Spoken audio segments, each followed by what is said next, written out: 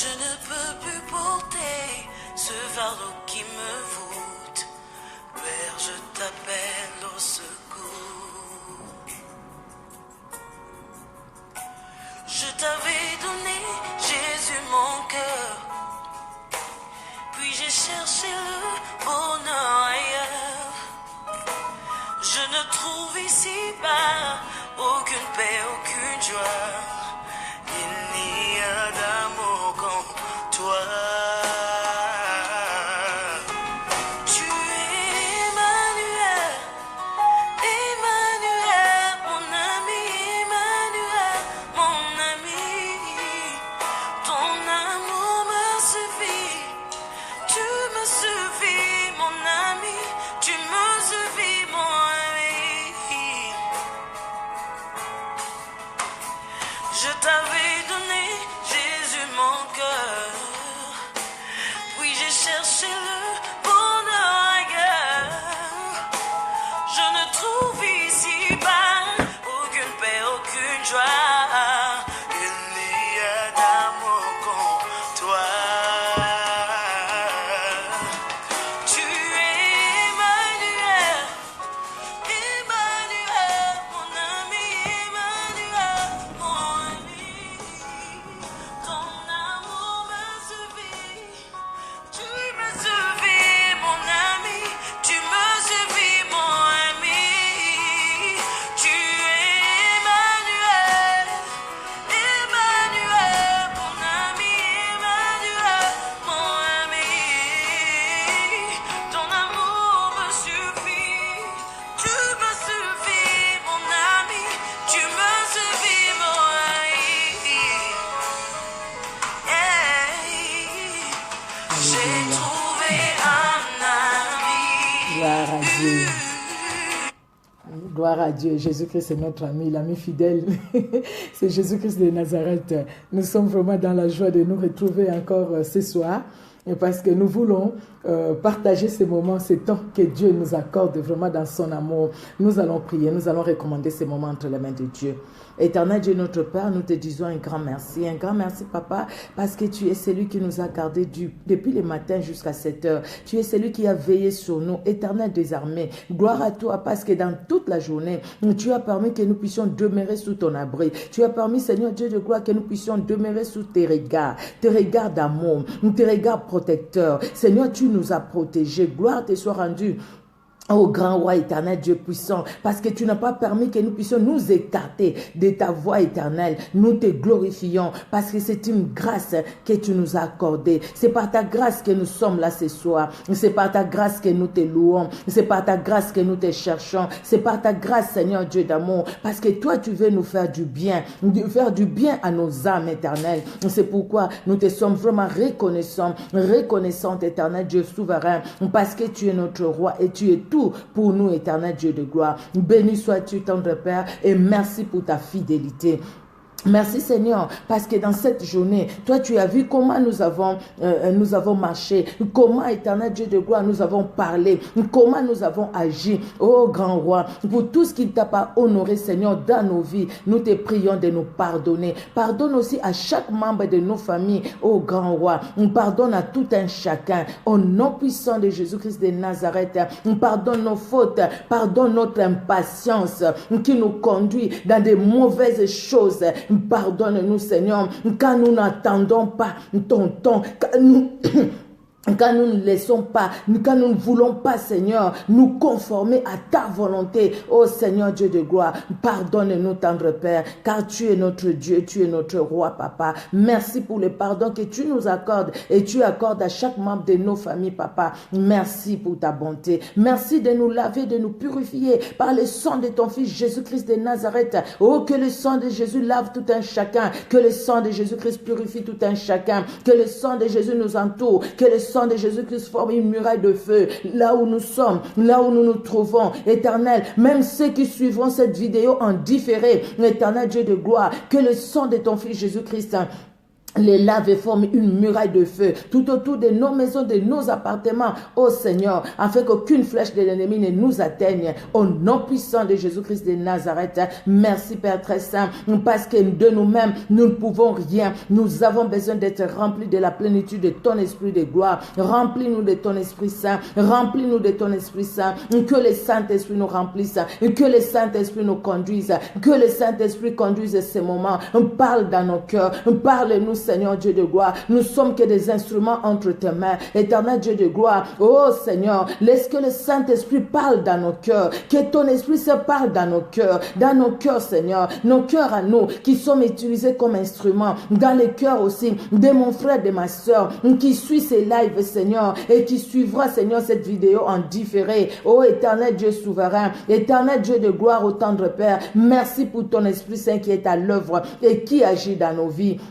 Au nom puissant de Jésus-Christ de Nazareth, alléluia, alléluia. Oh le Dieu victorieux, puissant Papa, nous recommandons ces moments à toi. Nous nous opposons à tout ce qui n'est pas de toi, tout ce qui ne confesse pas le nom de Jésus-Christ. Pendant ces moments, nous proclamons la victoire, la sainteté, la grandeur de Jésus-Christ dans nos vies. Et pendant ces instants, dans le nom puissant de Jésus-Christ, Père très saint, que nous t'avons ainsi prié. Amen. Amen, amen, amen. Que le Seigneur vous bénisse, bien-aimés. Bonsoir, bonsoir, vous qui êtes là. Et bonjour pour ceux qui sont là où il fait jour.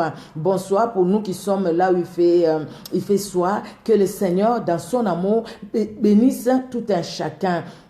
Vous savez, depuis hier, quand je vous ai dit qu'aujourd'hui, on allait avoir un live, on allait passer en direct, on allait parler de la part de Dieu. C'est un thème, en fait, que le Seigneur nous a mis à cœur. Un thème que le Seigneur nous a donné. Et ce thème-là, c'est quoi? C'est l'impatience. L'impatience. Donc, ne pas être patient. Quelqu'un qui est dans l'impatience. Alors, c'est de ça que nous allons parler. Vraiment que le Saint-Esprit nous aide à transmettre ce qu'il a mis dans notre cœur et que le nom de Jésus-Christ seul soit glorifié. Parce qu'au travers de tout ce que le Seigneur nous dit, il nous dit à nous et il le dit aussi à ceux qui écoutent. Donc, ce n'est pas tout simplement pour ceux qui écoutent, mais c'est pour la personne qui parle aussi. Que le Seigneur nous parle à tous parce qu'il est notre Dieu et que son Saint-Nom soit glorifié. Amen. Donc, nous allons parler de l'impatience. Impatience. Être impatient, c'est un mal, c'est un défaut. L'impatience, c'est un défaut, c'est un mal. C'est quelque chose qui entraîne beaucoup d'autres choses derrière. C'est quelque chose derrière lequel l'ennemi profite. L'impatience. Alors, j'ai regardé dans les dictionnaires, l'impatience, c'est le manque de patience. Quelqu'un qui n'est pas patient, on dit cette personne-là est impatient ou elle est impatiente. Donc, c'est l'incapacité de se contenir. Donc, dès qu'il y a quelque chose, un problème, pouf, la personne s'enflamme, sans écouter, sans raisonner, sans réfléchir. Donc, c'est quelqu'un ou c'est un manque de patience pour supporter quelqu'un ou quelque chose. Donc, cette personne-là qui n'arrive pas à supporter quelqu'un ou à supporter quelque chose. Donc, il suffit que tu commences à lui parler ou il entend le nom de quelqu'un, une personne que lui ne supporte pas. Dès qu'il entend ce nom, pouf, il s'enflamme. Même si c'est une bonne chose qu'on allait lui dire. Même si c'est pas quelque chose de mal, mais quelque chose de bien. Mais le fait qu'il a entendu ce nom-là ou qu'il a entendu cette chose-là que lui n'aime pas, que lui ne supporte pas, lui ou elle n'aime pas ou ne supporte pas, alors la personne s'enflamme. La personne n'a pas de maîtrise. Voilà. Une impatiente, un impatient, c'est quelqu'un qui n'a pas de maîtrise. Donc, la patience, c'est quelqu'un qui est incapable même d'entendre, d'écouter. Écouter les autres, incapable. Pourquoi? Parce que dès que tu commences à parler, tout de suite, ah non, j'ai des choses à faire, non. La personne n'est pas patient. Donc, l'impatience. Les parents qui ne sont pas patients envers les enfants envers les parents, les maris envers l'épouse envers son mari. Le manque de patience, voilà. Manque de patience, l'impatience, manque de patience. Alors, quand on parle de la patience c'est quoi? La patience, c'est une qualité. C'est une qualité de celui ou celle qui sait attendre calmement, qui supporte les choses avec sang-froid. C'est quelqu'un qui est serein, une personne sereine. C'est ça la patience. La patience est une qualité et la patience est un des fruits du Saint-Esprit. Un fruit du Saint-Esprit, la patience, dans Galates 5, verset 22. Nous allons lire. Alors, Galates 5, verset 22, la Bible nous dit, « Mais le fruit de l'esprit, c'est l'amour, la joie, la paix, la patience, la bonté, la bénignité, la fidélité, la douceur, la tempérance, pardon. » Donc la patience est citée dans les fruits du Saint-Esprit. Donc c'est une vertu, c'est une qualité, la patience. Donc si on manque la patience, c'est-à-dire on manque cette qualité-là et on tombe dans l'impatience. On tombe dans l'impatience. Manquer la patience, c'est avoir l'impatience, bien-aimé. Mais qu'est-ce qui caractérise les impatients? Qu'est-ce qui caractérise les gens qui sont impatients? Alors, ce qui caractérise les gens qui sont impatients, c'est la colère, c'est l'agressivité, c'est la haine, c'est la jalousie. Quelqu'un qui est impatient, c'est quelqu'un qui s'énerve, même pour un rien, il s'énerve. Même si tu veux lui expliquer quelque chose de bien, il s'énerve. Combien de femmes, des fois, qui sont dans ces problèmes-là, parce qu'il veut juste dire quelque chose à son mari, l'homme n'a même pas écouté, l'homme s'est énervé. Il s'est énervé, pouf, et puis, mais attends, je voulais te dire, après quand il va écouter la vraie version ou le vrai problème, il peut même regretter, parce qu'il n'était pas patient. Il n'a pas voulu écouter, entendre jusqu'au bout. L'impatience, les gens qui sont impatients, c'est les gens qui sont colériques, qui s'énervent pour un rien. Et le fait de s'énerver comme ça pour un rien, c'est des gens qui ouvrent aussi la porte à l'ennemi. C'est les gens qui deviennent très agressifs. Elles sont agressives. L'agressivité, les gens qui sont impatients. Parce que quelqu'un, j'ai vu même les gens qui font des trucs juste pour rire, mais ça fait longtemps, j'ai regardé, et quelqu'un juste, on voulait lui faire une blague, mais parce que dans son cœur, peut-être il y avait autre chose, il s'énerve et les choses tournent mal. Et tout simplement, parce que cette personne-là n'était pas patiente. Juste pour voir où est-ce qu'on va en venir, qu'est-ce que la personne veut faire, qu'est-ce que la personne veut dire, mais pourquoi cette personne a agi ainsi. Je ne cherche pas à comprendre, mais moi j'ai agi. Dans l'agressivité, on peut faire mal aussi aux autres. Quelqu'un qui est impatiente, c'est quelqu'un qui tombe dans la jalousie à cause de l'impatience. Quelqu'un à qui Dieu a promis le travail, quelqu'un à qui Dieu a promis les enfants, quelqu'un à qui Dieu a promis le mariage. Et quand il voit l'autre à côté travailler, l'autre à côté se marier, l'autre à côté avoir des enfants, et soi-même, non, moi et pourtant le Seigneur m'a promis, pourtant j'ai la promesse, et pourtant je suis une fille bien, je n'ai pas fait ci et ça, mais l'autre, regardez sa vie, mais regardez ce qui se passe, il a de la chance, et moi j'en ai pas. La personne devient agressive, même envers les gens qui ont. Il devient agressif et la personne devient jaloux. La jalousie. La personne agressive, c'est quelqu'un qui est jaloux. Il va jalouser les autres. Pourquoi? Parce qu'il n'attend pas ce que Dieu lui a permis. Il n'attend pas le temps peut-être de Dieu. Il n'attend pas. Dieu fait toutes choses en son temps. Tout ce qu'il fait dans chacune de nos vies, il les fait en son temps. Et quand nous n'attendons pas le temps de Dieu, quand nous sommes impatients, nous agissons dans la précipitation. Et quand nous agissons dans la précipitation, généralement nous nous cognons la tête. Et quand nous nous cognons la tête, ça fait toujours mal. Et malheureusement, avant peut-être même de se cogner la tête, on a déjà gâché les relations. Par la jalousie, par la haine. On a gâché les relations par l'agressivité. On a gâché les relations. Quelqu'un qui est agressif, qui est impatient, c'est créer des ennemis. Sur les lieux du travail, il y a tel qui a eu la promotion. Et moi, je n'ai pas eu la promotion. Pourquoi? Alors non, moi aussi je veux avoir la promotion. Le fait de chercher la promotion, cette personne peut chercher des mauvais chemins pour avoir la promotion. Il peut poser la question, mais qu'est-ce que tu as fait toi pour avoir la promotion? La personne peut même les tromper, dire, moi je suis allé voir telle personne, donc pour avoir la promotion. Et elle aussi, elle peut suivre. Ou tout simplement, excusez-moi pour ces appels-là, c'est triste tout simplement. Ou simplement, haïr les personnes et qui sont, au fait, qui sont bien, au fait. Haïr ces personnes-là à cause de l'impatience. Parce que la personne, on ne sait pas ce que Dieu a préparé pour toi. Dieu a préparé pour toi de bonnes choses. Mais quand tu te précipites, quand tu veux agir, tu t'es hâte à faire des choses. Tu veux agir vite, aller plus vite que le temps de Dieu. Là, nous nous connaissons, bien-aimés.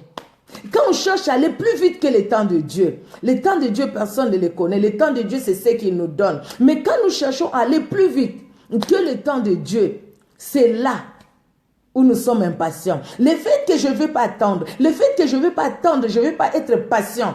Je veux chercher à aller plus vite que le temps de Dieu. Aller plus vite que ce que je dois avoir. Ce que j'ai, merci parce que je l'ai. Vous avez écouté le témoignage de ces pasteurs. Ces pasteurs qui voyaient l'autre pasteur au Nigeria qui a témoigné, qui est déjà mort même.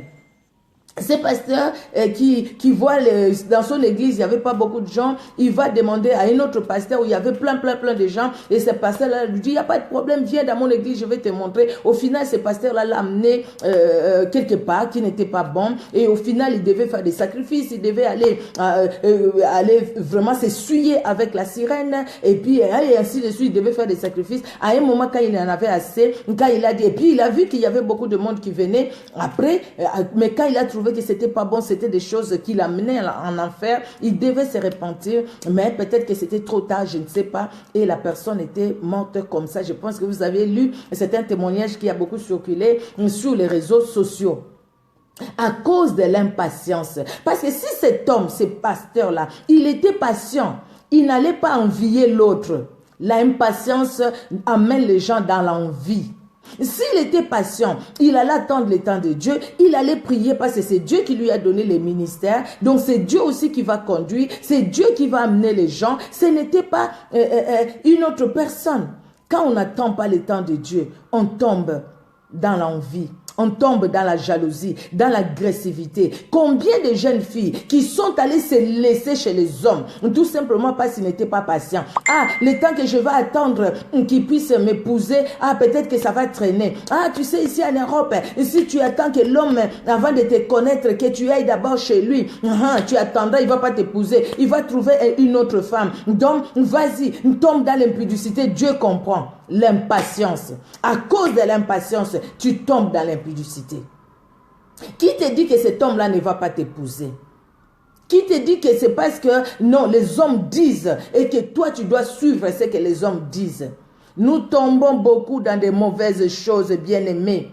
Dans l'impatience, nous tombons dans la malédiction à cause de l'impatience. À cause de l'impatience, nous tombons dans la désobéissance. Parce que l'impatience nous empêche d'obéir à Dieu. Parce que quelqu'un qui est patient, il attend le temps. Quelqu'un qui est patient, il regarde les événements, il étudie les choses. Il se dit ça c'est bon ou c'est pas bon. Il a le temps d'analyser la situation. Mais quelqu'un qui n'est pas patient, il n'a pas le temps d'analyser la situation parce qu'il est vite, il fait vite, il agit dans la précipitation. Ah, tous mes amis sont mariés, moi je ne suis pas marié. Le premier qui vient, allez, sans connaître la volonté de Dieu, je tombe dans les sentiments, je vais dans les sentiments. Après c'est le divorce, après c'est la souffrance, après c'est appeler les hommes de Dieu pour prier, parce qu'on n'a pas été patient.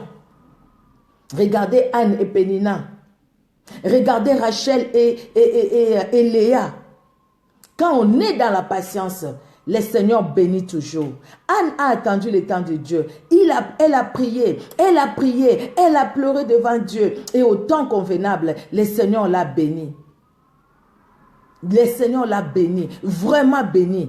Mais quand nous tombons dans l'impatience, bien-aimés, nous agissons dans nos émotions. Quelqu'un qui est impatient, c'est quelqu'un qui agit par émotion. Au fait, c'est mes sentiments qui agissent. Je n'attends même pas. Tu peux être un homme de Dieu, tu peux être une femme de Dieu, tu peux être un chantre, n'importe qui. Tu peux être un serviteur, une servante de Dieu, dans tout ce que tu fais pour Dieu, dans ta vie. Mais si tu n'as pas ces fruits, la patience, si tu es impatient, tu vas rater beaucoup de choses. Tu vas rater beaucoup de bénédictions.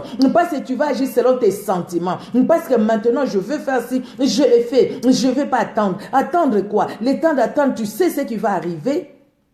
C'est comme les gens qui vont dans les fiançailles, 2 mois après vous vous mariez, 1 mois après vous vous mariez. Oui, c'est agir dans la précipitation. Et puis après, ah si je savais, ah si je savais, ah si je savais. Comment tu allais les savoir? Parce que tu n'as pas été patient.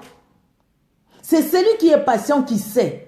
Parce que celui qui est patient prend le temps de réfléchir, il prend le temps d'écouter, il prend le temps d'observer. Mais celui qui n'est pas patient n'a pas le temps de réfléchir. Il agit dans ses sentiments, il agit dans ses émotions. Donc quand il veut agir, pouf, il agit. Parce que son cœur lui dit d'agir, il agit et il fait. Celui qui n'est pas patient, l'impatience, tu vas te retrouver avec un homme que tu n'as pas, que tu n'aimes pas. Tu vas te retrouver avec une femme que tu n'aimes pas. À cause de l'impatience, tu te dis le premier venu, le premier accepté. Parce que c'est une chance. C'est une chance. Qui te parle de la chance? Nous vivons par grâce. Nous ne vivons pas par chance. Quand tu commences à parler de la chance, c'est-à-dire que tu n'as rien compris. Tu vis dans l'impatience. Celui qui est impatient, c'est celui qui n'écoute même pas les conseils. Comment il va écouter les conseils? Parce que lui, ce qu'il veut, c'est ce qu'il va faire. Il a pensé à une chose, il trace le chemin, allez, parti, il est fait. Mais celui qui est patient, même s'il veut faire quelque chose, il va prendre du temps pour réfléchir dans ce qu'il veut faire. Et voir si il doit encore continuer ou pas. Elle doit encore continuer ou pas. Nous allons voir dans la Bible, bien-aimés. Nous commençons déjà dans l'Ancien Testament. L'exemple de notre mère, grand-mère, une dame vraiment que Dieu a utilisée. Nous allons voir avec Sarai, avant qu'il devienne Sarah. Sarai, la femme d'Abraham, avant qu'il devienne Abraham. Qu'est-ce qui s'est passé? Sarai se trouve qu'elle est vieille, 90 ans, elle n'a pas d'enfant, son mari est vieux, ils n'ont pas d'enfant. Alors Sarai s'est dit, non, je vais chercher une solution par moi-même. Donc, ce que je vais faire, je vais proposer ma servante à mon mari. Comme ça, quand ma servante va accoucher, cet enfant-là, au fait, ça sera mon enfant à moi, parce que c'était la coutume, les choses s'est passées comme ça. Donc, ça sera mon enfant. Et c'est comme ça, elle va donner Agar à son mari Abraham. Et Abraham va accepter. Abraham va aller avec Agar. Et Agar va tomber enceinte. Et dès qu'Agar est tombée enceinte, Agar a méprisé sa patronne. Donc c'est pour dire, tu n'es rien en fait. Maintenant ici c'est moi. Elle a méprisé sa patronne. Et quand elle a méprisé sa patronne, c'est là où Sarai va dire à Abraham de chasser l'étrangère, au fait, de chasser la femme, sa servante, de chasser, il dit même l'enfant et sa maman, donc la servante et son enfant. Et il dit, le problème c'est entre toi et moi, nous allons lire ça. C'est parce que Sarai n'a pas été patiente, bien que l'âge avait avancé. C'est vrai que Dieu avait donné une promesse à Abraham. Depuis que Dieu a appelé Abraham, depuis Ur, là où il était, en Chaldée, là où était sa famille, Dieu l'a appelé et Dieu lui a donné une promesse. Et Dieu a pris Abraham avec Lot. Et au final, il devait se séparer parce que la promesse n'était pas pour Lot, mais c'était pour Abraham. Maintenant, Dieu qui a parlé à Abraham, je pense qu'Abraham a parlé aussi à sa femme, qu'ils avaient une promesse. Ils avaient une promesse de Dieu et que Dieu allait faire d'Abraham un père de multitudes. Des grandes nations sortiront d'Abraham. Mais là, ils ont regardé à l'âge. La femme regarde à l'âge. Ah non, non, non. Mais mon mari ne va pas rester comme ça. Il faut pour mon mari un enfant. Et cet enfant, comme moi je suis vieille, moi je ne peux plus avoir des enfants. Donc, je donne ma servante à ma place. Comme ça, ma servante aura un enfant et moi, j'aurai, en fait, cet enfant sera comme mon enfant. Mais, ce que Sarah a créé, jusqu'à aujourd'hui, les conséquences, nous les voyons, nous les vivons, nous les palpons. Il n'y a rien à dire. Alors, Sarah, nous allons voir dans Genèse 16. Genèse 16. D'ailleurs, ceux qui lisent la Bible, nous lisons la Bible ensemble. C'est les passages que nous avions lus aujourd'hui aussi. Merci Seigneur. Alors, Genèse 16, de 1 à 5. La Bible nous dit, Saraï, femme d'Abraham, ne lui avait point donné d'enfant. Elle avait une servante égyptienne nommée Agar. Et Saraï dit à Abraham, voici l'Éternel m'a rendu stérile. Viens, je t'ai pris, vers ma servante. Peut-être aurai-je par elle des enfants. Abraham écouta la voix de Saraï. Alors Saraï, femme d'Abraham, prit Agar l'Égyptienne, sa servante, et la donna pour femme à Abraham son mari. Après qu'Abraham eut habité 10 années dans le pays de Canaan. Il alla vers Agar et elle devint enceinte. Quand elle se vit enceinte, elle regarda sa maîtresse avec mépris. Et Saraï dit à Abraham, l'outrage qui m'est fait retombe sur toi. J'ai mis ma servante dans ton sein, et quand elle a vu qu'elle était enceinte, elle m'a regardé avec mépris. Que l'Éternel soit juge entre moi et toi. Et Abraham va répondre à Saraï, voici ta servante est entre tes mains, sous ton pouvoir, fais ce que tu veux. Et Saraï va chasser Agar et son enfant. Alors, Dieu a donné une promesse à Abraham. Je ferai de toi une père des nations, une père des multitudes. Et Abraham, je pense qu'elle a partagé avec sa femme. Et sa femme savait aussi que son mari avait une promesse. Et cette promesse-là, ça ne se ferait pas avec une servante. Cette promesse-là, ça se ferait avec elle. Mais, dans l'impatience, à cause de l'âge, à cause de ce qu'elle a regardé à sa situation, à cause de ce qu'elle a regardé qu'elle était déjà fanée, à cause de cela, à cause de ce qui l'entourait, elle a donné son mari à la servante. Mais voici les conséquences. Et après, cet enfant-là est né. Et après ce qui s'est passé, vous voyez, quand nous voyons dans Genèse 17, Genèse 17, la Bible nous dit de 15 à 19. Qu'est-ce que la Bible nous dit? De 15 à 19. Dieu dit à Abraham, tu ne donneras plus à Saraï, ta femme, le nom de Saraï, mais son nom sera Sarah. Je la bénirai, et je donnerai d'elle un fils. Et je la bénirai et elle deviendra des nations, de rois, de peuples sortiront d'elle. Abraham tomba sur sa face, là déjà Dieu a changé son nom. Abraham tomba sur sa face, il rit et dit en son cœur, naîtrait-il un fils à un homme de 100 ans? Et Sarah, âgée de 90 ans, enfantera-t-elle? Et Abraham dit à Dieu, oh qu'Ismaël vive devant ta face. Parce que Dieu avait déjà donné la promesse. Bien que Saraï propose sa servante à Abraham. Mais Abraham avait la promesse. Abraham n'a pas résisté à ça. Il dit non, nous avons la promesse de Dieu. Dans l'impatience. L'impatience qui n'était pas seulement de Saraï, mais d'Abraham aussi. Ils ont accepté les deux de tomber. Les deux. Mais Dieu qui a donné la promesse à Abraham. Le Dieu qui est fidèle. Le Dieu qui ne tient toujours pas compte de nos fautes, mais qui nous pardonne.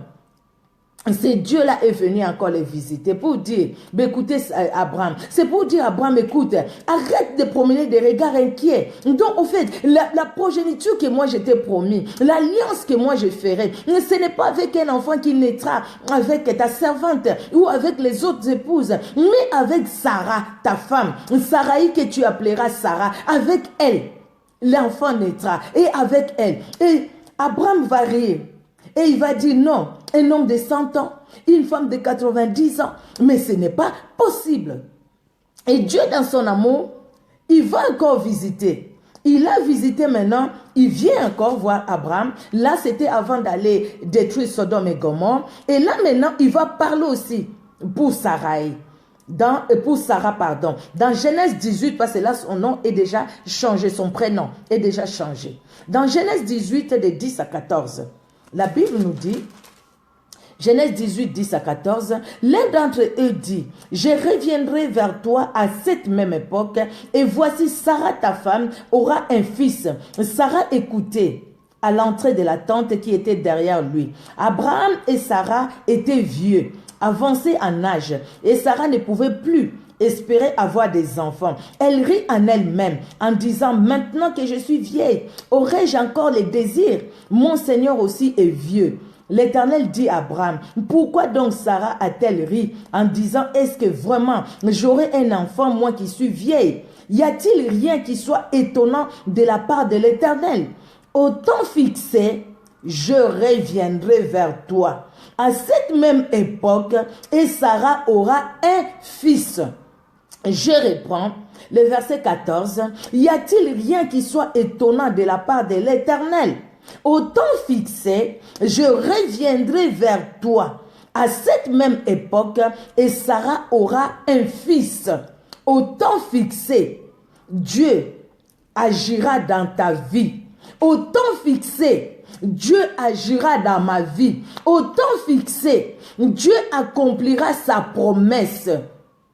Quelle est la promesse que Dieu t'a faite? La promesse que Dieu t'a donnée? La promesse que Dieu a faite pour ta vie?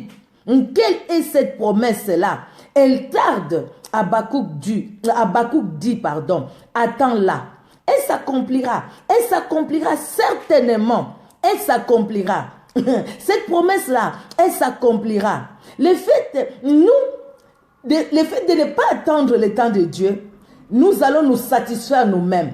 Nous cherchons la satisfaction par nous-mêmes. C'est comme Saraï et Abraham. Ils ont cherché la satisfaction par eux-mêmes. Et alors, Dieu avait une promesse. Et Dieu a accompli la promesse. Il dit au temps fixé. Parce que c'était le temps de Dieu. Le temps fixé par Dieu. Et Dieu les a visités. Et Dieu a donné Isaac. Et c'est pas Isaac. Dieu a choisi un peuple. Dieu a choisi un peuple. Ces peuples-là, cette nation-là, que Dieu a choisi. Par Isaac. Si la promesse tarde, attends-la. Elle s'accomplira certainement. Habakkuk nous dit, elle s'accomplira certainement. Elle s'accomplira. Parce que ce n'est pas un homme qui a parlé, mais c'est Dieu qui a parlé. Si Dieu t'a promis le mariage, reste calme. Il ne faut pas commencer à promener des regards. Dès que tu vois quelqu'un, peut-être c'est lui. Tu vois quelqu'un, peut-être c'est lui. Tu vas à l'église, au lieu de te concentrer dans la prière, tu regardes le frère. Ah, ce frère-là, s'il n'était pas marié, est-ce qu'il est marié? Peut-être c'est lui. Ce qui fait que même il y a des filles qui vont prendre des prophéties, qui donnent des prophéties à l'église. Dieu m'a dit, c'est toi qui seras mon mari. C'est toi qui seras mon mari. C'est toi qui seras mon mari. Et des fois, les frères aussi, dans la faiblesse, ils peuvent tomber. Et dire oui. Il y a une dame qui va dire, une sœur, qui va dire, parce qu'elle n'est plus vivante, elle n'est plus de ce monde. J'espère vraiment qu'il est allé, Dieu, son âme est retournée à Dieu, vraiment par la grâce de Dieu. Cette sœur-là, elle a fait des prophéties sur combien de frères? Elle va chez ses frères, Dieu m'a dit, c'est toi. Et comme elle donnait des prophéties, alors beaucoup de gens aussi l'écouter. Elle est allée voir un frère. Ce frère-là dit, merci, j'ai écouté la prophétie, mais je vais prier. Après, le frère-là lui dit, ah non, moi, je n'ai pas la conviction, en fait. Je n'ai pas la conviction que c'est toi, la femme de ma vie. Et puis, ça n'a pas marché. Elle est allée voir un autre frère. Dieu m'a dit, c'est toi c'est toi l'homme de ma vie, c'est toi l'homme de ma vie. Ce frère-là aussi va répondre pareil. Elle va chez un autre frère. Le frère-là, au final, le frère-là a cédé. Le frère l'a accepté et puis au final, les fiançailles, ils ont fait les fiançailles et vite, il faut qu'il se marie, Ah, moi, il faut que je me marie. Là, j'avance. Et vite, comme les frères travaillaient vraiment dans un endroit bien, donc il n'y avait pas de problème de finances, ils se sont mariés. La première année de leur mariage, quelques mois après, je pense, elle est tombée enceinte. Merci Seigneur, c'est une bonne chose. Et puis, la grossesse est partie, fausse couche. Alors maintenant, il faut aller voir le médecin pour voir pourquoi la fausse couche, qu'est-ce qui a provoqué ça et tout ça. En allant faire des examens, c'est comme ça, ils vont constater que cette sœur, elle était malade. Elle avait le sida. Et cette sœur qui avait le sida, au fait, c'est pas qu'elle ne savait pas qu'elle avait le sida, c'est après qu'on a su. Elle savait qu'elle avait le sida, mais elle avait un mauvais cœur. Elle ne voulait pas mourir seule. C'est comme ça, elle allait chez des frères comme ça. Mais c'est lui qui était tombé. Ce frère-là, et lui, il n'était pas patient. Pourquoi? Le temps d'attendre le temps de Dieu. Parce que la sœur dit, ah, il faut qu'on se marie vite, il faut qu'on se marie vite. Et lui aussi, il a accepté, ils se sont mariés vite. Mais après, quand il a su ça, il n'était pas bien, il a dit à sa famille, et puis vraiment la sœur a été maltraitée par la famille de l'homme. Au final, elle est décédée. Après, c'était la division terrible. Et ce frère-là est tombé un jour, il revenait du travail. Il s'est fait tellement beaucoup de soucis, il avait perdu, il ne pouvait plus aller vers une autre sœur, parce qu'au fait, elle a fait des examens, il a fait des examens, lui aussi, il était déjà atteint. Donc, dans ces soucis-là, un jour, en revenant du travail, il est tombé, il est mort comme ça sur la route. Et puis, on a appelé sa famille et ainsi de suite. L'impatience. L'impatience entraîne la mort, bien-aimé. Quand on n'est pas patient, la patience, au fait, comme le pasteur le disait tout à l'heure, celui qui est patient, c'est celui qui accepte la volonté de Dieu.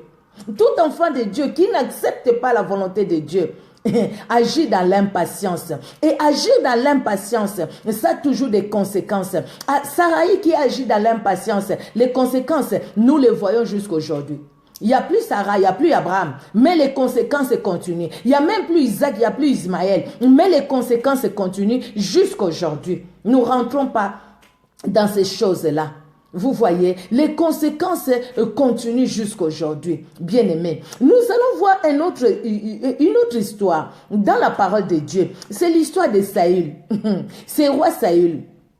C'est roi Saül que les enfants d'Israël, ils ont demandé un roi. Un roi comme les autres nations et tout ça. Dieu qui dit à Samuel, bon, ils t'ont pas rejeté, ils m'ont rejeté, je vais leur donner un roi. C'est comme ça Dieu va permettre que les ânesses de papa de Saül se perdent. Au final, c'était vraiment pour que Saül vienne à la royauté. Merci Seigneur, il est devenu roi en Israël. Mais là maintenant, ils étaient attaqués. Ils étaient attaqués et lui, il devait connaître la volonté de Dieu s'il devait aller au combat ou pas. Et entre-temps, les peuples, ils étaient là. Les Philistins sont venus. Il y avait une grande armée et ils n'avaient pas tout ce que les autres avaient. Maintenant, ils ont dit non, il faut qu'on puisse il faut offrir les sacrifices et demander la volonté de Dieu. En cherchant à offrir les sacrifices, lui n'était pas autorisé à l'époque à offrir les sacrifices. Donc, c'est les sacrificateurs qui devaient les faire, ce n'était pas lui. Alors, Saül a promis, Samuel a dit, Samuel a dit, écoutez, je vais venir. Il a fixé un temps, il va venir. Et ils ont attendu. Ce temps-là est passé, Samuel n'est pas venu. Alors, les gens commençaient à partir, les gens commençaient à parler mal contre Saül. Saül, il a fait quoi? Il a dit, bon, écoutez, comme Samuel tarde à venir, allez, venez, moi je vais offrir les sacrifices et puis on va aller au combat. Dès qu'il finissait d'offrir les sacrifices, Samuel est arrivé. Alors, quand Samuel est arrivé, il lui dit, mais qu'est-ce que tu as fait? Qu'est-ce que tu as fait? Il fallait obéir à Dieu. Et puis, il va lui annoncer que voilà, le Seigneur n'était plus pour lui. Le Dieu n'était plus pour lui. Donc, la royauté, Dieu l'a donnée à une autre personne qui était meilleure que lui. Donc, c'était David bien après.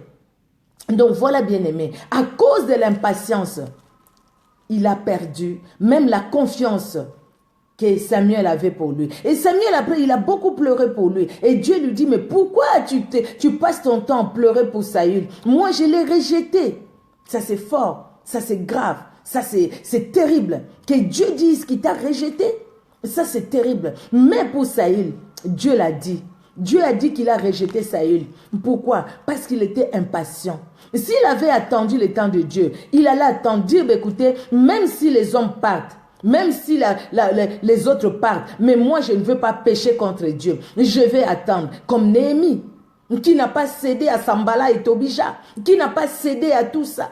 Bien aimé, le monde parle, la foule parle, les hommes parlent, le monde parle, ta chair parle. Mais même quand ta chair te parlera, mais si toi, tu sais ce que Dieu t'a dit, reste sur ce que Dieu t'a dit. N'agis pas dans l'impatience.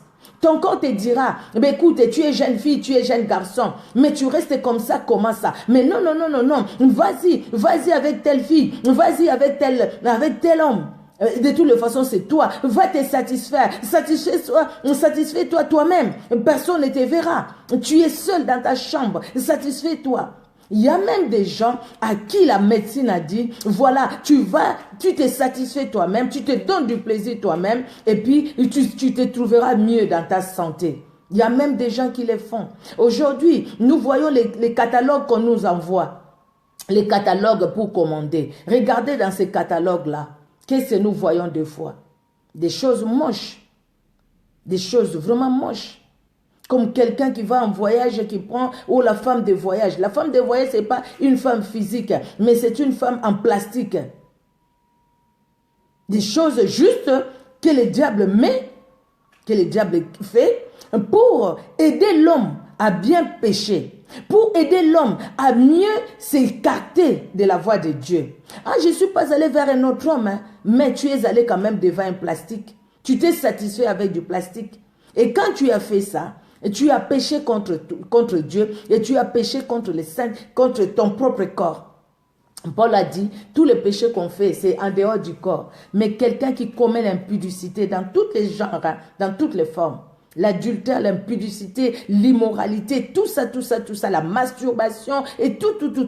C'est les péchés qui pêchent contre les corps et contre les corps, c'est-à-dire péché contre les saints. On attriste le Saint-Esprit en nous. Saül a écouté la population, il a écouté les peuples. Ah, les gens commencent à fuir, les gens commencent à me quitter. Il faut que je fasse. Ne fais pas pour satisfaire aux hommes. Ah, les gens me disent, ah non, toi jusqu'à cet âge-là, tu n'es pas encore marié, tu n'as pas encore d'enfant. Je vais aller chercher l'enfant. Je ne vais pas rester comme ça. Quel que soit ce qui va arriver, je vais aller le faire. Bien aimé, il y a une femme qui moi je connaissais au pays, je la connaissais bien. Cette femme-là qui priait, qui était une femme de Dieu. Et puis à un moment, à cause des problèmes, à cause des difficultés, elle est allée prier dans le ministère de combat. Elle est allée là-bas, bon, c'est pas mauvais. Elle a appris à prier, c'est une bonne chose. Mais à un moment, elle était tellement malade. Alors son oncle, au fait, qui était les responsables, les responsables, au fait, au pays là-bas, son oncle qui dit non, comme ta maman est vivante, je préfère que tu ailles vers ta maman, comme ça peut-être on va te soigner traditionnellement, parce ici la médecine, vraiment, les médecins... on n'arrive pas, il faut qu'on puisse te soigner avec Nabokoko, hein, traditionnellement. Alors, elle est partie, sa maman l'a amenée, ils sont allés, en fait, elle est partie chez sa maman. Ils sont arrivés, c'est dans une province, ils sont arrivés dans la province, ils ont essayé un peu de soigner traditionnellement, mais la maladie, ça ne quittait pas, ça s'aggravait. Alors la maman décide, et les autres oncles qui étaient au village là-bas, en province, ils ont dit non, il faut qu'on aille faire voir les choses, hein, pour voir qu'est-ce qui fait qu'elle est toujours malade, malgré que cette femme-là, quand elle touche les gens, quand elle soigne les gens se guérissent. Et la femme là leur dit non, il faut aller voir, on vous dira qu'est-ce qui se passe et tout ça. Peut-être c'était un mauvais sort. Ils sont allés chez les féticheurs pour qu'ils leur disent qu'est-ce qui s'est passé. Et quand ils sont arrivés là-bas, cette sœur-là n'est pas sortie de la maison du féticheur. Elle est morte là-bas. Donc, c'est-à-dire, elle n'est pas sortie vivante, j'allais dire. Elle est morte là-bas. Quel gâchis. Quelqu'un qui a servi Dieu, qui était là dans la présence de Dieu. Même dans la maladie, bien-aimé, même dans la maladie. Qu'on vous dise pas, il y a telle chose, une personne qui soigne traditionnellement. Ces gens-là qui soignent traditionnellement, derrière la tradition, derrière les plantes, généralement, il y a quelque chose. Il y a la sorcellerie qui met derrière les plantes. N'allez pas. Quand Dieu te dit que je te guérirai, c'est-à-dire qu'il le fera. Quel que soit le temps que ça prendra. Quand Dieu t'a dit quelque chose, crois à ce qu'il t'a dit. Ne sois pas impatient. Et crois que la promesse de Dieu, ça s'accomplira dans ta vie. Parce que ce n'est pas un homme qui a promis, mais c'est Dieu qui a promis. Si c'est un homme qui a promis, l'homme va promettre, mais après il ne va pas réaliser. Même si c'est un homme qui a promis et qui n'a pas réalisé, tu ne vas pas te donner la mort à cause de ça. Tu as un Dieu. Tu ne vas pas finir ta vie sur la terre. Tu as un Dieu. Tu ne vas pas quand même finir ta vie devant dans la maison d'un féticheur. Comme cette dame-là, je vous ai dit, qui a envié l'impatience. Cette femme-là, elle vendait, les deux vendaient au marché. Alors il y a l'autre qui vend vraiment, qui vend. Elle dit, mais comment c'est toi tu vends comme ça, moi je ne vends pas comme toi. Alors l'autre qui lui dit, mais viens, je vais te montrer comment moi je fais, tu verras, ça va attirer la clientèle. Elle a accepté, je ne sais pas, après des doutes, après comment, je ne sais pas, elle a accepté. Et elle est allée avec cette femme-là qui l'a amenée. Ils sont arrivés, il y avait l'eau. Oh, mais comment tu m'amènes devant l'eau? Mais c'est ici, attends, tu verras. Elle a fait ses incantations, pouf, ils se sont retrouvés sous l'eau avec sa copine. Sous l'eau, ils se sont retrouvés. La dame là se retrouve devant les gens. Ces gens-là lui disent, ah, toi aujourd'hui tu es venu ici, toi qui nous envoies le feu, toi qui nous fais souffrir, tu sais combien tu nous as fait souffrir, toi? Avec tes prières, tu nous as fait souffrir. Et aujourd'hui, tu viens nous chercher. Nous, on ne vient même pas te chercher. Toi, tu viens nous chercher. C'est fini pour toi. Donc toi, tu ne vas plus remonter, tu restes ici. Pardon. Je ne savais pas que c'était comme ça, pardon. Mais c'est trop tard. Tu restes ici. Parce que ici où tu es venu, c'est un autre monde. Et cette femme-là est restée sous l'eau. Sa copine est sortie parce qu'elle était leur agent. Elle était leur agent. Elle est sortie. Et quand cette femme-là, la famille a fait des avis de recherche partout, c'est après que cette femme-là, elle a commencé, la femme qui a amené l'autre, elle a commencé à prier et son cœur n'était pas bien. Elle est allée leur dire, au fait, votre femme, votre maman, votre soeur, votre fille, voilà ce qui s'est passé. Elle était partie avec moi, mais elle n'est pas sortie. Et quand nous faisons des prières, quand nous chassons les démons, quand nous prions Dieu, Dieu entend nos prières. Et maintenant, le diable aussi sait que nous les maltraitons par nos prières. Il souffre par nos prières. Et maintenant, si nous allons faire le contraire, voilà ce qui est arrivé à cette femme. L'impatience, à cause de ne pas attendre le temps de Dieu. Même si là-bas, il y a 1000 personnes qui viennent acheter, et toi, il n'y a pas 1000 personnes qui viennent acheter. Tu as prié le matin. Seigneur, merci pour les 2 personnes qui sont venues, parce que tu as permis que ces 2 personnes-là viennent. Merci Seigneur, pour les 2 personnes qui sont venues. Si les 2 personnes sont venues, c'est-à-dire tu as voulu que les 2 personnes viennent. Donc, ce que tu as dans ta vie, le travail que tu as, les enfants que tu as, l'homme que tu as, la femme que tu as, Dieu te l'a donné. Donc, contente-toi de ce que Dieu t'a donné. Quand tu ne te contentes pas de ce que Dieu t'a donné, tu vas commencer à envier. Parce que tu vas dire, mais pourquoi? Quand est-ce que Dieu va accomplir? Quand est-ce que Dieu va accomplir? Là, il a accompli. Moi, il n'a pas accompli. Ah, pourquoi? Et puis tu tombes dans l'orgueil, tu tombes dans la jalousie, tu tombes dans l'envie, tu tombes dans toutes les mauvaises choses. L'histoire de Saül. J'ai dit, c'est dans 1 Samuel 13. Alors, 1 Samuel chapitre 13.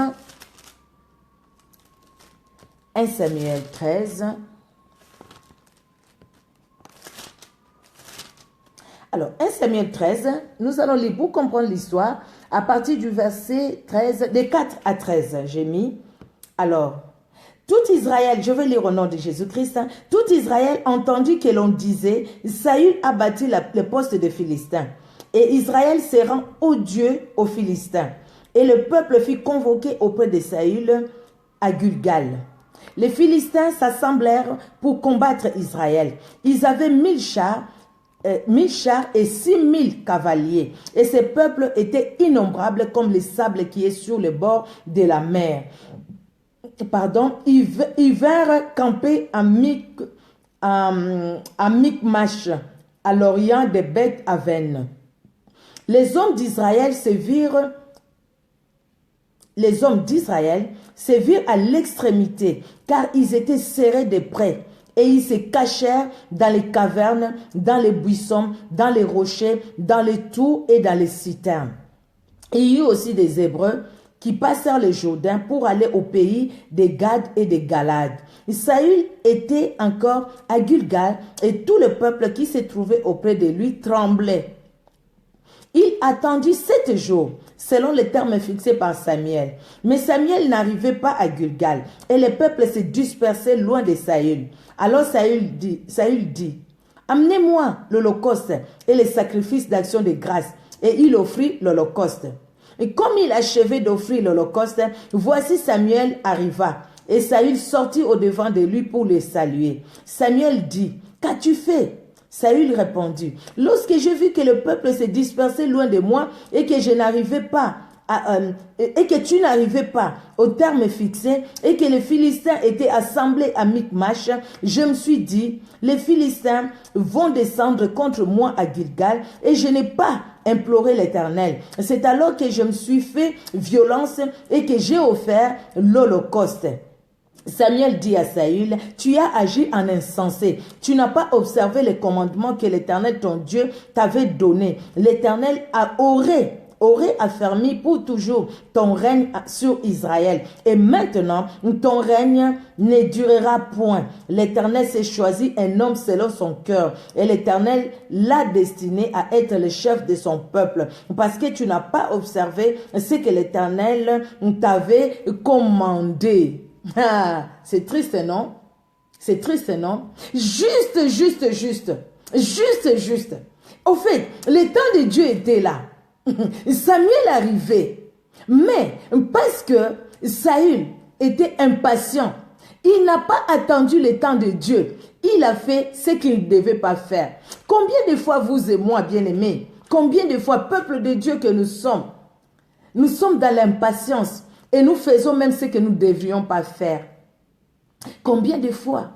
Pourquoi tu es allé habiter chez un homme qui ne t'a même pas épousé? Impatience.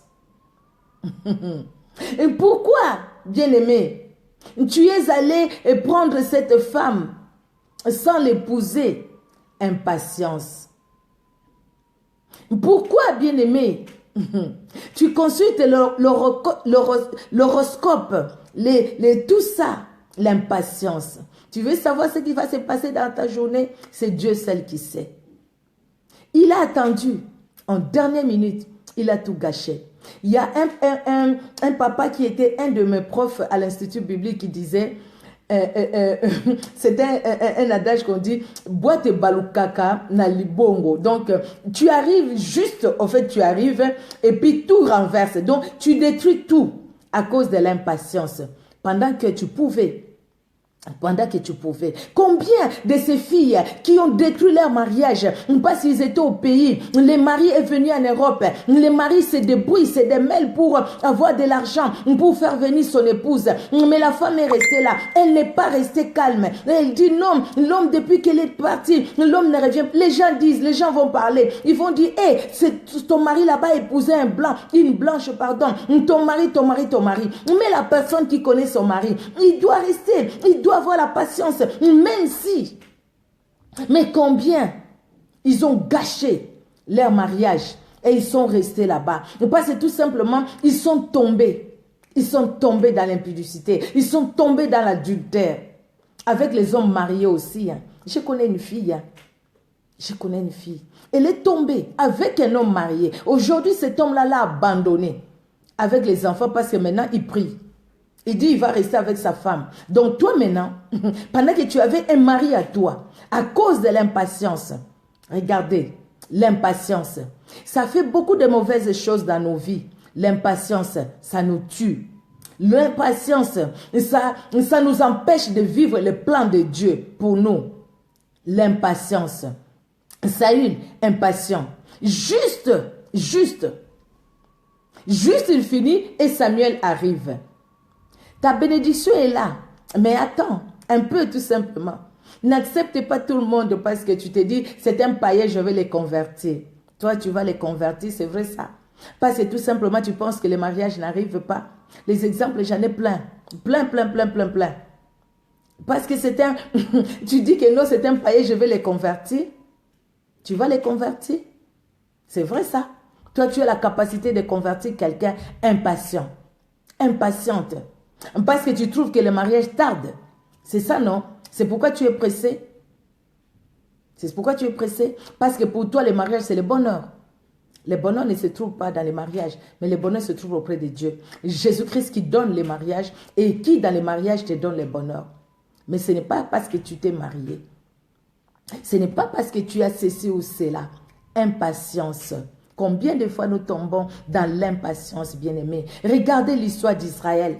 Israël, c'est le peuple de Dieu. Dieu a utilisé Moïse pour le faire sortir d'Égypte. Ils sont sortis d'Égypte. Et Israël dans le désert. Dieu appelle Moïse pour aller prendre les commandements. Moïse est allé pour chercher les commandements. Mais qu'est-ce que le peuple fait? Là, ils sont restés, ils ont appelé Aaron, il dit, mais c'est Moïse qui nous a fait sortir d'Égypte. On ne sait même pas ce qu'il est devenu. Depuis qu'il est monté là-bas, mais il savait que ce Dieu-là, c'est le Dieu qui les a fait sortir d'Égypte. Depuis qu'il est monté là-bas, il ne revient pas. Ah non, fais-nous un Dieu qui marche devant nous. Fais-nous un Dieu. C'est comme si leur Dieu c'était Moïse. Et pourtant, Moïse ne leur a pas dit qu'il était Dieu. Moïse leur a présenté leur Dieu. Je suis, c'est lui qui l'a envoyé. Mais ils ont dit non, non, non, non, non. Nous voulons voir. Mais comme il est resté longtemps, non. Fais-nous un Dieu.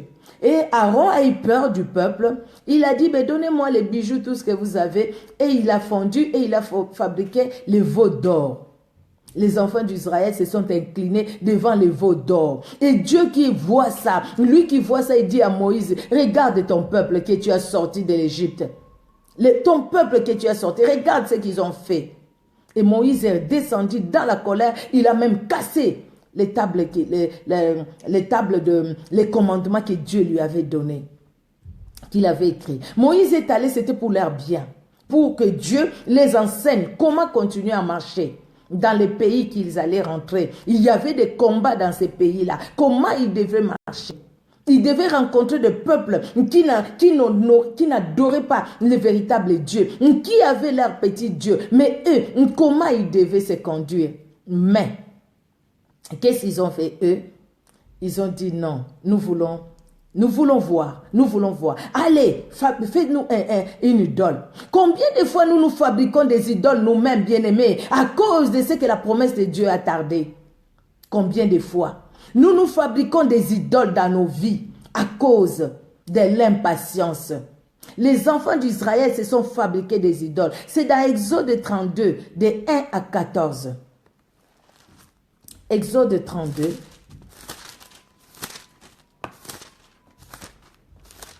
Alors, Exode 32, de 1 à 14, le peuple voyant que Moïse, je vais lire au nom de Jésus-Christ, le peuple voyant que Moïse tardait à descendre de la montagne, s'assembla autour d'Aaron et lui dit, allons, fais-nous un Dieu qui marche devant nous, car c'est Moïse, cet homme qui nous a fait sortir du pays d'Égypte. Nous ne savons ce qu'il est devenu. Parce qu'il a fait 40 jours et 40 nuits devant Dieu. Nous savons ce qu'il est devenu. Fais-nous un Dieu. C'est Dieu qui va marcher devant nous, mais c'est le Dieu que vous allez porter vous-même. Les dieux que vous avez fabriqués et les dieux que vous allez porter. Au lieu que Dieu vous porte, c'est vous qui portez votre Dieu. Voilà les dieux qu'Israël a choisis. Et voilà les dieux des fois que nous choisissons. Les dieux que nous portons, nos problèmes que nous portons, nos difficultés que nous portons. Notre idole. L'idole, ce n'est pas tout simplement ce qui fabrique des statues. L'idole aussi dans ton cœur. Ton fiancé est devenu ton idole. Donnez tous les noms que vous voulez. Donnez tout ça. Si vous trouvez que ça glorifie le Seigneur, ben écoutez, donnez. Donnez même les noms des oiseaux. Mais il sera un oiseau. Tu lui colles les noms d'un oiseau, il sera un oiseau. Tu appelles ton mari un lapin, mais il sera un lapin. Parce que c'est toi. Tu l'appelles ton cochon, mais il sera un cochon. Appelle-lui tout ce que tu veux là, ces noms-là. Mais, au fait, quelque part, tu es en train de s'aimer quelque chose dans sa vie. Tu dis que c'est l'amour. Il y a des gens qui ont parlé ici, nous avions vu, écrit dans des journaux. Mais quand ils se sont séparés, c'était plus que terrible. Vous voyez de qui je parle. On a parlé partout dans les journaux ici. C'est la femme de ma vie, c'est la femme de ma vie. Mais quand ils se sont séparés, c'était des tonnerres. Vous voyez, laissons Dieu. Ne faisons pas des choses comme des païens. Faisons des choses comme des chrétiens, comme des chrétiennes. Donc, marchons dans la patience. Ne marchons pas dans l'impatience. Attendons. Le temps fixé viendra. Le temps de Dieu viendra. Le temps viendra. Ce n'est pas parce que tu mets des mini-jupes, tu mets ceci ou cela. J'ai vu une vidéo, je n'ai même pas suivi ça jusqu'à la fin. Quelqu'un qui prêchait, qui dit aux femmes de mettre des mini-jupes, de mettre ceci, de ne pas s'habiller en jupe longue et tout. Je ne sais pas quel enseignement, mais je n'ai même pas suivi ça jusqu'au bout. En fait, c'est juste une seconde et puis j'ai enlevé. Je ne sais pas la suite. Donc, je ne sais pas ce qu'il a dit après. Donc, voilà. Donc, fais-nous un Dieu. Fais-nous un Dieu. C'est Moïse, nous ne savons même pas ce qu'il est devenu. Aaron leur dit, ôtez les anneaux d'or qui sont aux oreilles de vos femmes et de vos fils et de vos filles et apportez-les-moi. Et vous et tous ôtèrent les anneaux d'or qui étaient à leurs oreilles et ils apportaient à Aaron. Et il les reçut de leurs mains, jeta l'or dans un moule et fit un veau en fonte. Et il dit, Israël, voici ton Dieu qui t'a fait sortir du pays d'Égypte. Lorsqu'Aaron vit cela, il bâtit un autel devant lui et il s'écria, demain, il y aura fête à l'honneur de l'Éternel. Le lendemain, ils s'élevèrent de bon matin et ils offrirent des holocaustes et des sacrifices d'action de grâce. Les peuples s'assit pour manger et pour boire. Puis ils s'élevèrent pour se divertir. L'Éternel dit à Moïse, va, descends. Car ton peuple que tu as fait sortir du pays d'Égypte s'est corrompu. Ils se sont proprement écartés de la voie que je leur avais prescrite. Ils se sont fait un veau en fonte. Ils se sont prosternés devant lui et ils lui ont offert des sacrifices. Et ils ont dit, Israël, voici ton Dieu qui t'a fait sortir du pays d'Égypte. L'Éternel dit à Moïse, je vois ce que ce peuple est un peuple au cou raide. L'Éternel dit à Moïse, je vois, oui, j'ai lu ça. Maintenant, le verset 10, laisse-moi, ma colère va s'enflammer contre eux et je les consumerai, mais je ferai de toi une grande nation. Moïse implora l'Éternel, son Dieu. Et il dit, pourquoi, ô Éternel, ta colère s'enflammerait-elle contre ton peuple que tu as fait sortir du pays d'Égypte par une grande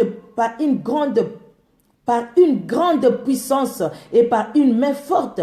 Pourquoi les Égyptiens, diraient-ils, c'est pour leur malheur qui les a fait sortir, c'est pour les tuer dans les montagnes et pour les exterminer de dessus la terre.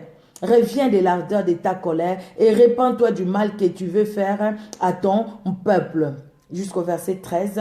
Souviens-toi d'Abraham, d'Isaac et d'Israël, tes serviteurs, auxquels tu as dit en jurant par toi-même, je multiplierai votre postérité comme les étoiles du ciel. Je donnerai à vos descendants tous ces pays dont je parlais et ils les posséderont à jamais. L'impatience, bien-aimé. L'impatience. Vous voyez que l'impatience entraîne la mort. À cause de l'impatience, tu peux mourir. La mort spirituelle et même la mort physique à cause de l'impatience. Parce que tu n'as pas été patient, tu peux faire quelque chose qui peut entraîner ta mort à cause de l'impatience. Comme ces frères-là dont je vous ai donné le témoignage, qui est allé se marier dans la précipitation et qui aujourd'hui n'est plus. Parce qu'elle est tombée sur une femme. Je pense que Dieu allait lui montrer que cette fille-là, elle avait déjà le sida. Dieu pouvait lui montrer. Parce qu'il est Dieu. Il nous aime.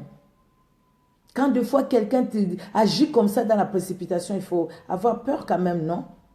Il faut avoir peur. Hein? Il faut avoir peur, non? Quelqu'un qui vient se livrer comme ça, il faut avoir peur, non? Comment on n'a pas peur, nous autres? Comment ça? Hein? Quelqu'un qui se livre comme ça à toi et tu te dis non, c'est vraiment... Ah non, moi je pense qu'il faut réfléchir. Il faut vraiment réfléchir avant de faire tout ça. Il faut vraiment réfléchir. Bien-aimé, l'impatience.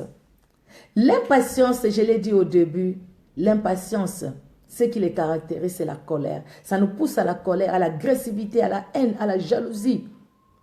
Et ça crée des ennemis, la malédiction, la désobéissance. Et ça peut entraîner même la mort.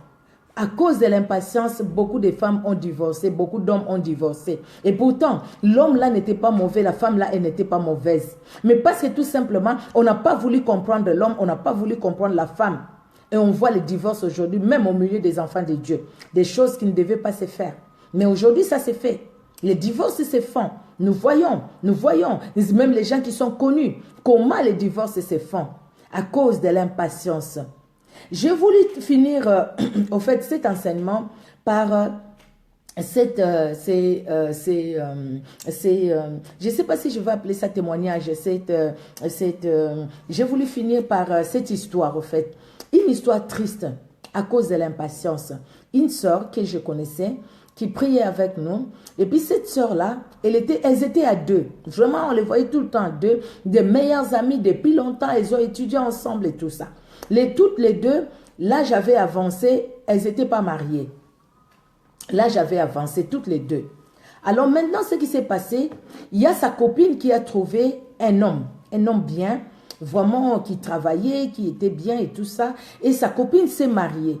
Quand sa copine s'est mariée, Dieu a fait grâce. La première année, je pense, c'est la même année, elle a conçu, elle a accouché. Et puis, comme l'âge avait avancé un peu aussi, elle a vraiment eu des enfants de façon successive. Merci Seigneur parce que Dieu a permis ça. Alors maintenant, elle s'est dit non. Mais Dieu, nous a promis les mariages. Maintenant, elle a trouvé les mariages. Moi, je n'ai pas trouvé les mariages. Elle a les enfants. Je n'ai pas d'enfants. Alors maintenant, il faut que moi aussi, je cherche par tous les moyens un homme et que moi aussi, je cherche à avoir les enfants. Donc, elle a tout fait pour séduire quelqu'un qui travaillait avec elle, qui était, je pense, un des chefs dans son travail. Elle travaillait, elle était bien. Alors maintenant, elle va tomber enceinte. Bon, elle est tombée enceinte, mais ce qu'elle a fait, ce qui s'est passé, quand elle est tombée enceinte, il y a la honte. Le diable a beaucoup utilisé, il y a eu la honte en elle. Elle s'est dit, comment je vais aller continuer à prier avec les autres parce que tout le monde va voir. Tout le monde va voir que je suis enceinte, je ne suis pas mariée. C'est une honte. Moi, je suis une sœur vraiment qui est tout le temps à l'église, qui prie à l'église, qui prophétise à l'église. Comment les gens vont me traiter? Elle s'est enfermée. Elle sortait, elle allait au travail. Quand elle allait au travail, elle faisait tout pour que les personnes qui priaient avec elle ne puissent pas la voir. Elle faisait tout. Elle faisait tout. Elle se couvrait, elle faisait tout et tout ça. Et puis au final, elle a même arrêté son travail. L'heure d'accoucher est arrivée. Elle est allée accoucher. Mais malheureusement, quand elle a accouché, le jour même de l'accouchement, c'est le jour même qu'elle est décédée. Comment? Je ne saurais pas vous le dire. Sa fille, aujourd'hui, elle doit être une grande fille, parce que sa maman est venue de la province pour récupérer la petite. Cette petite-là, qui a vu le visage de sa maman, peut-être juste au moment de la naissance, au fait. Elle n'a même pas eu le temps d'allaiter sa fille. L'impatience. Bien aimé, l'impatience, ça nous mène. Parce que Dieu leur avait promis les mariages. Dieu a donné à sa copine les mariages. Donc pour elle aussi, le mariage allait venir. Mais parce qu'elle a dit, ben non, l'autre, moi je n'ai pas encore, je vais aller. Mais voilà comment le diable a agi en mettant la honte en elle. Personne n'allait lui jeter des pierres. Personne. Les gens pouvaient poser la question. Et puis elle allait dire, c'est un accident, je ne sais pas quoi. Et Dieu allait toujours lui pardonner. Dieu pardonne toujours. Peut-être que tu es dans ces cas-là. Tu as honte. Tu as honte. À cause de ce que tu fais dans les secrets. Mais ce que tu fais dans les secrets, il n'y a que Dieu qui voit. Dieu le voit, ce que tu fais dans les secrets. Approche-toi de Dieu, demande pardon à Dieu et reprends ta vie. Reprends ta vie avec Jésus-Christ. Ne va pas avorter. Ne va pas avorter. Parce que tu es enceinte et les gens vont dire, toi tu n'es pas marié. Ou dire à ton fiancé, mais écoutez, on va se marier vite. Sinon, quand la grossesse va sortir, les gens vont dire. Tu te caches devant les hommes ou devant Dieu. Cache-toi plutôt devant Dieu, pas devant les hommes. Dieu voit tout. Les hommes ne voient pas tout. Les hommes peuvent parler et puis ça va passer, ils vont oublier. Tu vois? Donc, ne tiens pas trop compte de ce que la perte de quand dira-t-on. Mais vis avec Jésus-Christ et la vie de Jésus-Christ en toi. Amen. Bien-aimés, aujourd'hui, nous avons parlé de l'impatience. Manquer la patience, c'est un vice, c'est un défaut. C'est un défaut, il manque de patience. Et ça peut entraîner beaucoup de choses dans nos vies. Beaucoup de choses, nous avons dit ça. Mais Dieu veut que toi et moi, nous puissions demander la patience à Dieu. La patience dans tout ce que nous faisons. La patience dans l'attente de ce que Dieu nous a promis. Qu'est-ce que Dieu nous a promis? Peut-être pour toi-même, peut-être pour ta famille. Dieu a promis. Peut-être pour les ministères. L'œuvre de Dieu que nous faisons, que tu fais, que je fais. Dieu a donné des promesses. Mais jusque-là, on s'est dit, mais jusqu'à quand? Quand est-ce que ça va s'accomplir, Seigneur? Ne passe pas du temps à te faire des soucis à cause de ça. Passe du temps plutôt à chercher la face de Dieu. Cherche la face de Dieu. Et quand nous cherchons la face de Dieu, le Seigneur se révèle dans nos vies. Amen. Que Dieu bénisse sa parole. Nous sommes que des instruments. Si ça peut faire du bien à une personne, que Dieu soit béni et que Dieu soit glorifié. Nous allons prier. Éternel Dieu notre Père, Papa, nous te rendons grâce. Merci Seigneur, parce que tu es Dieu. Merci Seigneur Dieu de gloire pour ce thème, l'impatience. Éternel Dieu souverain, parce que tu as vu combien de fois nous, nous qui sommes tes enfants, plusieurs fois nous tombons Seigneur dans l'impatience. Pardonne-nous, Seigneur. Pour toutes les fois, Seigneur, à cause de l'impatience, nous sommes tombés dans la colère, dans l'agressivité, dans les mensonges. Nous sommes tombés, Seigneur Dieu de gloire, dans les manques de pardon, dans l'envie, dans la jalousie, dans la haine. Pardonne-nous, Seigneur Dieu de gloire. Pardonne-nous. À cause du manque de la patience, Seigneur, nous sommes tombés très bas. Nous sommes tombés dans de mauvaises choses. Dans nos comportements, nous avons blessé les autres. Par nos regards, nous avons blessé les autres à cause de l'impatience. Dans l'impatience, Seigneur, nous sommes tombés dans l'envie, dans la jalousie. Nous avons jalousé les autres. Oh, nous avons envié les autres parce que nous n'avions pas, parce que les autres ont. Seigneur, pardonne-nous. Nous n'avons pas été patients. Nous n'avons pas été patientes. Nous avons écouté tes promesses. Nous les avons, Seigneur Dieu de gloire. Mais Seigneur Dieu d'amour, nous avons regardé à ce qui nous entoure. Nous avons regardé la peur de quand dira-t-on. Nous avons regardé de ce que la famille dit, de ce que les gens dans les quartiers disent, de ce que notre entourage dit, de ce que les autres disent. Seigneur, pardonne-nous, Éternel. Nous voulons tourner nos regards vers toi, regarder à toi, ne compter que sur toi, nous attendre que de toi, Éternel Dieu de gloire. Merci, car tu es roi et tu es celui, Seigneur, qui nous garde. Merci pour ta paix, pour ta joie dans nos vies. Merci, Seigneur, pour le Saint-Esprit qui nous aide, Seigneur, à vivre dans la patience. Comme Habakkuk le dit, si la promesse tarde, attends-la. Elle s'accomplira certainement. Merci Seigneur, parce que tout ce que tu as promis s'accomplira dans notre vie. Et comme tu l'as fait avec Sarah et Abraham, au temps fixé, tu as agi. Au temps fixé, ta parole s'est accomplie. Au temps fixé, Seigneur, tu agis. Au temps fixé, Éternel, ta parole s'accomplit aussi, Éternel Dieu de gloire. Que l'honneur et la gloire montent à toi, Papa. Dans le nom puissant de Jésus-Christ de Nazareth, nous t'avons ainsi prié. Amen, amen, amen, amen. Soyons bénis, bien-aimés, que le Seigneur bénisse tout un chacun de nous. Soyons bénis, soyons bénis, soyons bénis. Je vous fais des gros bisous et que Dieu vous bénisse. Soyez bénis, servantes de Dieu, serviteurs de Dieu, filles de Dieu, fils de Dieu. Soyez bénis, peuple de Dieu. Même vous qui n'êtes pas encore peuple de Dieu, Jésus-Christ vous aime. C'est pourquoi vous suivez ces moments de prière. Le Seigneur a besoin de vous. Donnez-lui votre cœur. Donnez-lui votre cœur. Et en ce moment-là, vous allez vivre les promesses de Dieu dans votre vie. Amen. Soyons bénis. Alléluia. Que Dieu soit béni. Amen. Au revoir, bien-aimés.